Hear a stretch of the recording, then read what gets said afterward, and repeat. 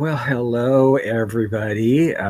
John with you, Kaiwasa, and I'm doing a live. I don't know if I've ever done a live before, and I wasn't really intending to, but it's just, and I hope everybody can hear me all right. I wasn't really planning on it, but it's something that just came to me today because I thought, oh, I want to do a video about this, but my right now the software and the material and everything I'm using, I can only do 15-minute videos, which is fine because I don't want to do super long ones anyway. But I thought this one, talking about this, might be longer than that. I don't know.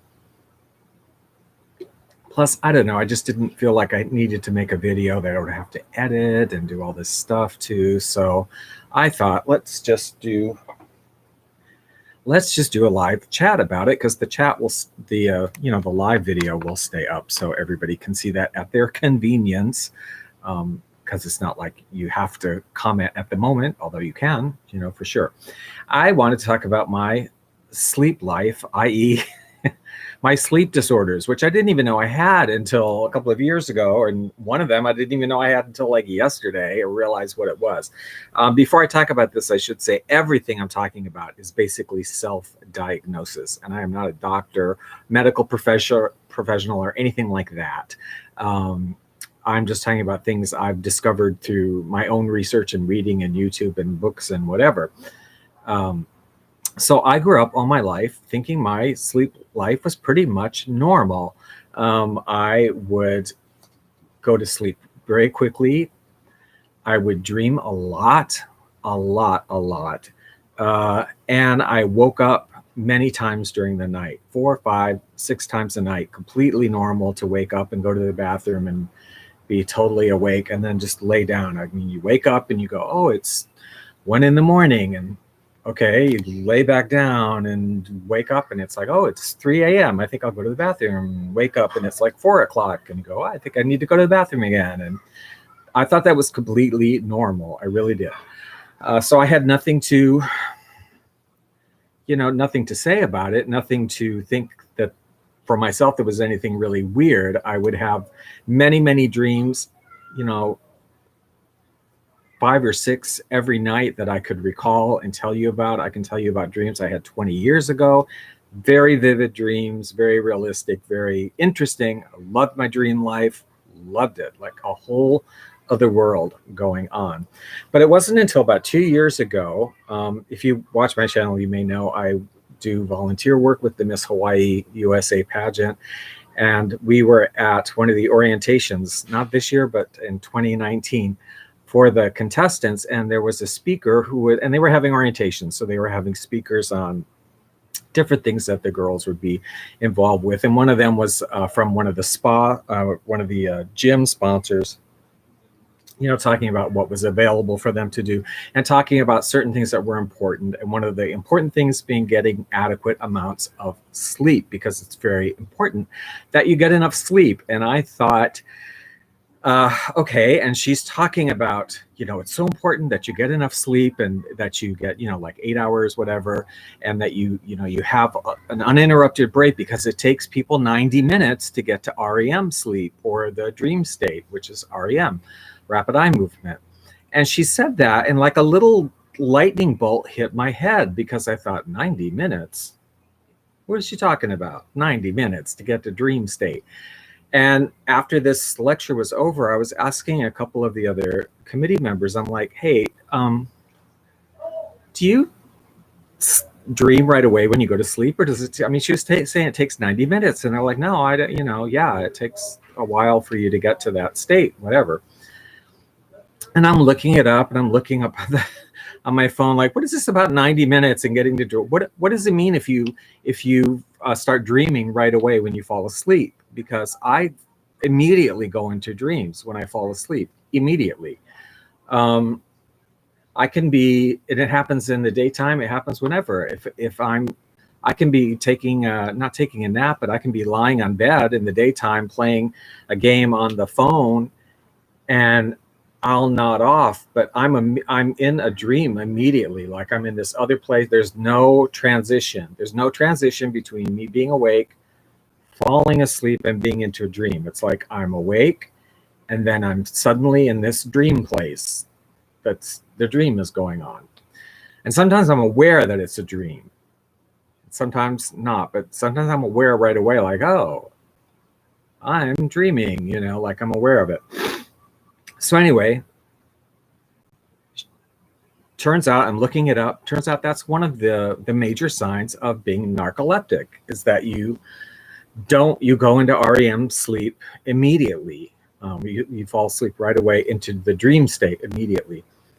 And then one of the other main signs of it is that you wake up multiple times a night. Like you will wake up 4, 5, 6 times a night. That's completely the norm. It's like unheard of for you to sleep an entire night through. It just does not happen. You wake up 4, 5, 6 times. And I identified with that right away too. And then I realized that, wow, I must be somewhere on the narcolepsy scale somewhere. One of the other things that happens to people is cataplexy, I think it's called. This doesn't happen to me, but it's when your body kind of goes asleep, but your mind is still awake. So like I could be sitting in this chair talking to you, but I'm kind of tired or whatever.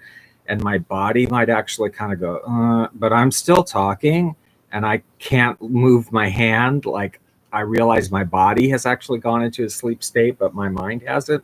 That doesn't happen to me, but the other signs do. And I thought, that's really interesting. So I must be somewhere on the narcoleptic scale. I was going to talk to it with my doctor, although reading about it, I mean, that's how it is these days, right? I mean, everything's on the internet. So you have something or you hear about something, you're doing all this research online. So it's like you kind of halfway know the answers to a lot of things before you talk to a doctor anyway. But I thought, I'm going to talk to him about it. But the things I had read as far as like treatment or whatever, there's not a lot they can really do for it. And like with many things, sometimes the side effects or dealing with the other drugs or whatever makes it worse than what you're going through, what the symptoms of what you actually have are. So anyway, I was going to talk to you about my doctor, but I forgot. I was going to make a note because I always forget things if I don't like write it down or have it on the phone. I was going to make a note talk about narcolepsy, and I forgot, and I didn't. So I'm going to go see him in January. I have a regular checkup, and I'm going to talk to him about that. And some of it I always brushed off. I do have multiple sclerosis. I have MS. That is documented. I've had that for a long time. And you have fatigue with MS. Definitely, I have that. So I don't necessarily feel, that I'm sleep deprived, although maybe they would say some of that does come from narcolepsy. I am a little bit tired a lot of the times, but I always chalk that up to MS fatigue and just that it's okay. Like I'm kind of mellow. It's all right if I'm a little bit, low energy rather than high energy. I'm okay with that. So, but let me tell you about this other experience that happened the other night. That is another thing that I've been experiencing all my life. And it didn't really dawn on me until the day before yesterday that this is like a thing. It's something I should have been more aware of or looked up or whatever. So we've established that I go into REM sleep immediately. That happens all the time. Something else that happens, not that often, maybe 2 or 3 times a month. Sometimes it happens when I'm going to sleep. I think more often, not more. I haven't really kept charts on this. Like, I don't know. It only happens 2 or 3 times a month. So maybe it's half and half. But part of the time it happens when I'm going to sleep. The other part of the time it happens when I'm waking up or getting ready to wake up. And it's different from dreams. It has a different quality than my dreams do. Sometimes when I'm going to sleep, I'll be lying there, in the dark, all your thoughts going through your head as they do. And suddenly, I'm not aware that my eyes are closed. I'm not aware that I have, drifted. It's like I feel like I'm still just lying there with my head on a pillow like this, with my eyes kind of open. And something happens. Like there's a really weird noise that's very close to your ear. Sometimes it's like a whoosh, like a wind sound. Sometimes it's a flapping. It's like if you flap your ear, if you flap like this to your ear right now, like that kind of a sound, but louder and really just right in your ear. And sometimes it's a voice, like a human voice or some kind of a voice in your ear. Sometimes it's not really saying anything except maybe breathing or making some sort of guttural noise. Sometimes it does, there is a voice that might say something, and it might be something threatening, or it might not be. It might, maybe it just goes, spaghetti. But it's like really close. It's like right in your ear, and you feel a presence. You feel something in the room immediately, like there's someone in there, something in there, and it all happens like that, really fast. You immediately like, woo, like I wake up, my eyes are open, and then I like get up usually after that, but like, whoa, like your eyes open up totally and you realize, what was that? What was that? And there's like a moment of real confusion. And it's very, very terrifying. Even if the voice didn't say anything threatening, or it was just a sound, I mean, like the chill just goes up and down your body. It's like totally terrifying, because you really feel a presence in the room. You feel someone else. Now, what happened the night before last was one when I was waking up. So let me set the stage for you, because it freaking freaked me out. I mean, freaked me out. I had been to dinner with a friend of mine, and it was later at night. I went to bed, woke up in the middle of the night, as per usual, like at 1 a.m. or something, and I felt food poisoning. I felt really sick. I was sweating. I was like shaking, and my stomach was like, I'm going to throw up. It was that, that feeling. So I go to the bathroom and turn on the light, and I'm trying to get something to come out of one end or the other, and nothing is happening. But I'm like, it's that food poisoning feeling. Like I had that before. I know what that is. It was that pork, man. It just it made me sick. So when I realized I was not going to throw up at that point, I took like a gigantic dose of apple cider vinegar, which I take for everything. If you're ever sick or you ever feel anything is wrong, trust me, just take like a big old swig of apple cider vinegar. That usually will settle anything happening with your stomach. I did that. I left the light in the bathroom on, because I thought, if I wake up again and I feel like I'm going to throw, I want to be able to just, run to the bathroom and not trip over stuff and try and figure out where I am. So let me leave the bathroom light on, which I'm in a studio apartment. The bathroom is down on that, and it's not, like right in the main room. There's the little kitchenette between it. So it just casts a very dim light into the main room, very dim amount of light. So I left that on, went back to bed. Woke up again at like 3 or something. I don't know.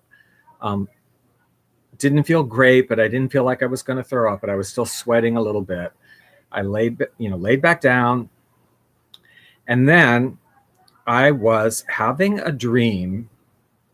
I used to live in this building behind us, the building next door. It's very close. I used to live there. So I had this long drawn out dream I won't get into, because it doesn't really involve anything, but the dream was kind of winding down, and I was at the last part of it where I was with some friend in my old apartment building. I was in that apartment building in the dream, and they left, and I was lying in bed, and as I was lying in the bed in that apartment, I was looking the way that apartment was. I would be looking at the front door. If I were lying in bed, I would be looking at the front door. So immediately I was in a weird state. Like I knew there had been a shift of some kind in terms of consciousness. Like I felt I was sort of still asleep, but I also was in that sort of awake state, where in that state, I don't know if you ever have this, I do sometimes, in that state, and it's usually just before you wake up, if something is happening outside, the noise gets incorporated into your dream, and your brain tries to put it in that dream somehow.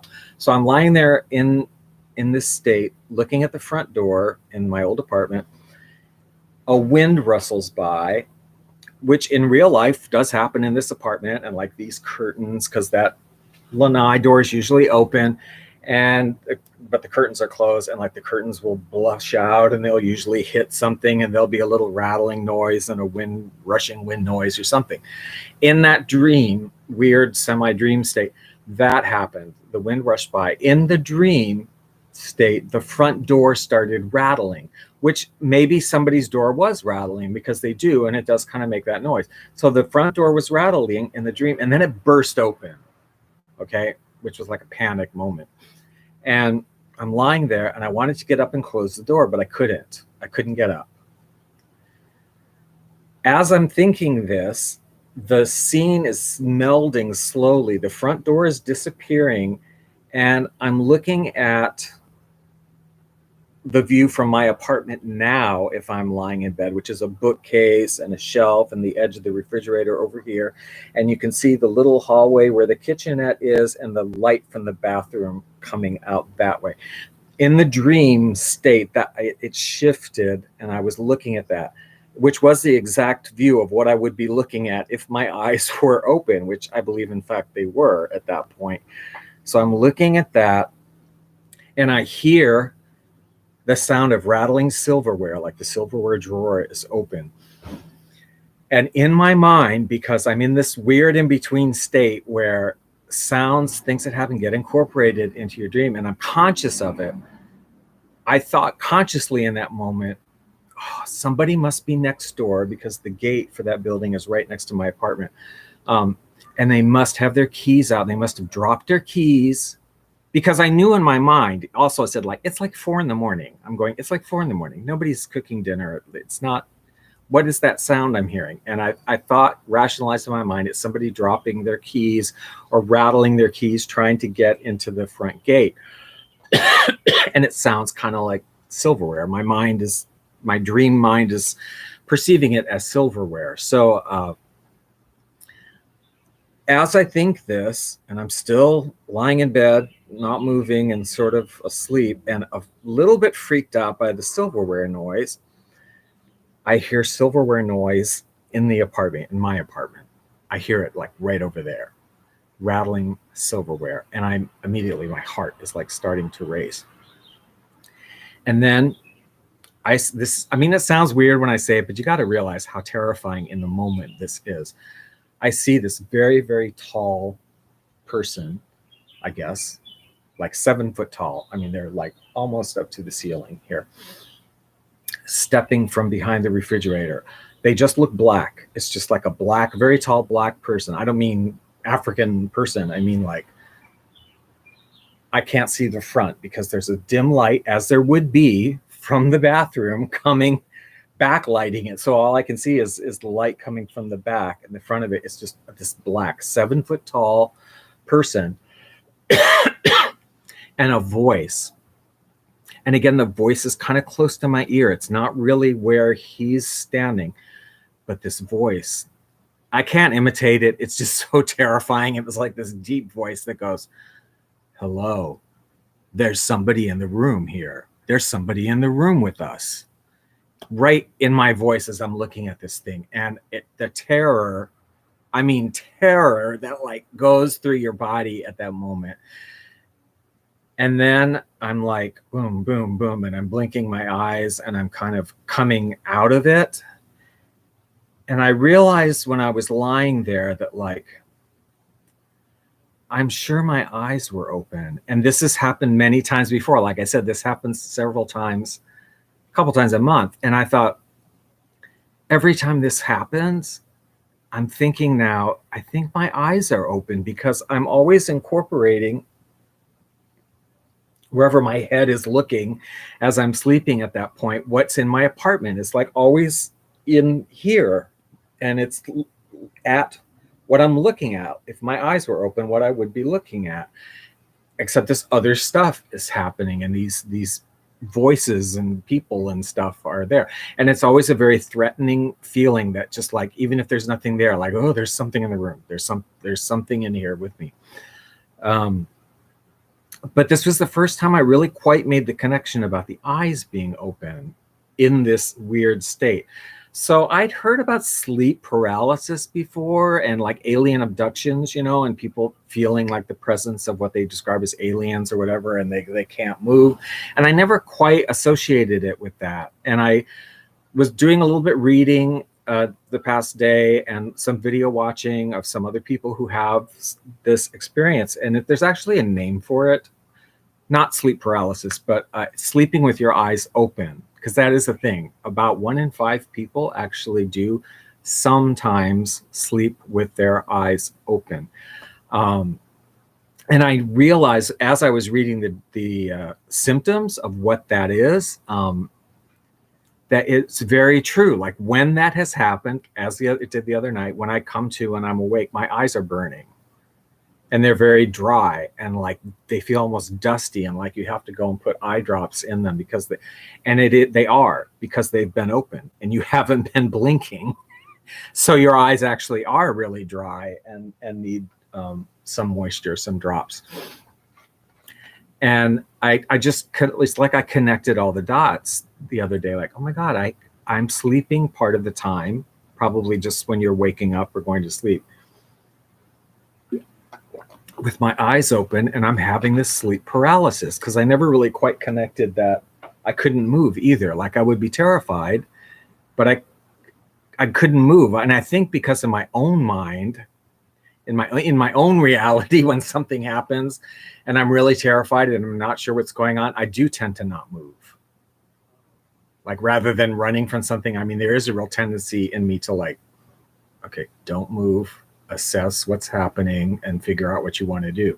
And so I suppose I always just supposed it was happening in that state as well, but maybe I really can't move. Like that's the thing. It is a sleep paralysis situation.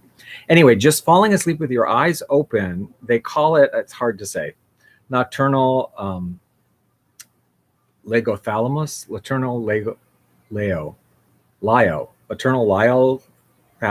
Anyway, there's a name for it.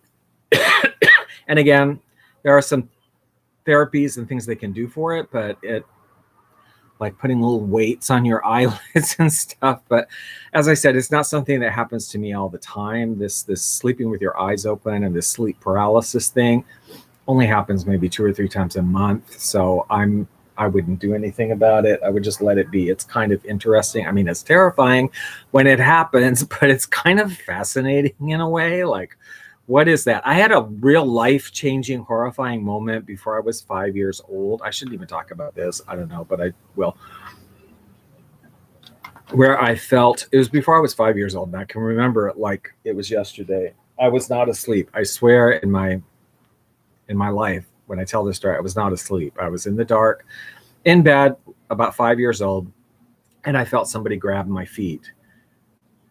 And then I had this weird whole alien abduction kind of like nightmare thing. So this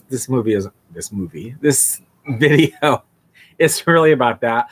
But I've always traced the fear of the dark I used to have as a kid and all these nightmares that I had every night until I was like 18, based on that it all sprung out of that night. And now I'm wondering if that wasn't, having that, sleeping with your eyes open, nocturnal, whatever, lagdothalamus or something, like it was, maybe that's what that experience was. It just kind of terrified me forever, but scarred me for life. But yeah, so I kind of wanted to, I don't have any great conclusion about it, except to say for both of these situations, the narcolepsy, self-declared, self-examined, whatever, not by a doctor, and this nocturnal leothalamus, also self-diagnosed. That as far as doing anything about it, there isn't a lot they can do. I did take melatonin after I first realized I was narcoleptic. I did start taking, I started taking like Benadryl or whatever, and that knocks me out, and I would sleep through a whole night, but I couldn't keep doing that because that's not good. So I tried melatonin, right? It's like a natural thing, and melatonin was good, but it did knock me out, and I would sleep through an entire night without waking up, but it only lasted, for a couple months, and then it didn't really seem like it. I was waking up again all the time, and I thought, what is that? And I kept taking it. And then I discovered reading, that generally it's okay to take once in a while for something, but as for taking it every night and doing it all the time, it generally does only work for a couple of months, and then it doesn't prevent you from waking up or whatever. So I stopped taking it, and it just is what it is, and I'm okay with it. But I haven't really talked about it that much on the channel or anything, and I was really intrigued by this recent discovery of sleeping with your eyes open and the sleep paralysis, because I just watched, this is what kind of inspired this video. Just before I watched this, I was watching some, he's 18, 19-year-old kid who has sleep paralysis experiences, and he was videoing himself sleeping so you could see what it looked like when that was happening. And his feet would move, but his eyes were kind of open and they would be looking, but he wasn't moving. And then he would describe what his experience was afterwards. And the last one that he taped, because he said usually he doesn't feel particularly threatened that much, is just kind of creepy. But the last one he did, he said, oh, I was really scared, because he said, I was lying there and I saw an 8-foot tall dark figure standing in the corner of my room talking to me. And I was like, aha, that's it.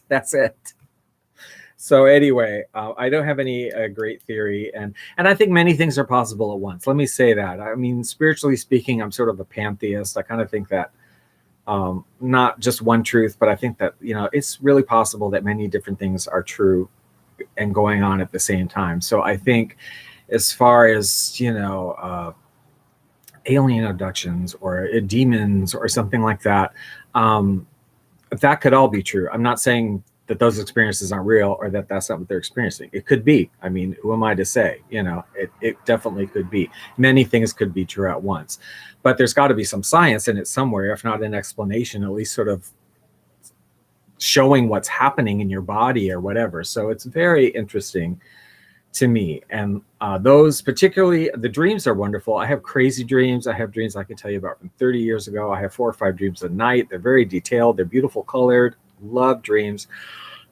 But these experiences are different. These open-eyed sleeping experiences and sleep paralysis things are always terrifying to me. And they're very short. And they're always right when you're falling to sleep, this thing happens, or right before you wake up. It's probably only a minute or two that it's happening. I don't know, that I feel my eyes are open, but that's probably what it is. Anyway, that's it. I don't have any great conclusion about it or know that much about it. I'm not a doctor. I'm going to talk to my doctor about it when I see him in January, but I don't know that. I mean, what are they going to do? Really, what are they going to do? So anyway, I just wanted to share that and leave this up there. And I know it's a little bit long and probably very boring to some people, but if you want to see it, it's here. So thank you for watching, those of you that did. I know this is not my normal kind of weird records and candles and all that kind of stuff, but this is just something I felt like sharing, because maybe you've had experiences like this too and didn't realize, think about what they were, or even know they were a thing, when apparently they're a thing that other people are experiencing. So I just wanted to share that. So have a good day. We'll talk to you next time.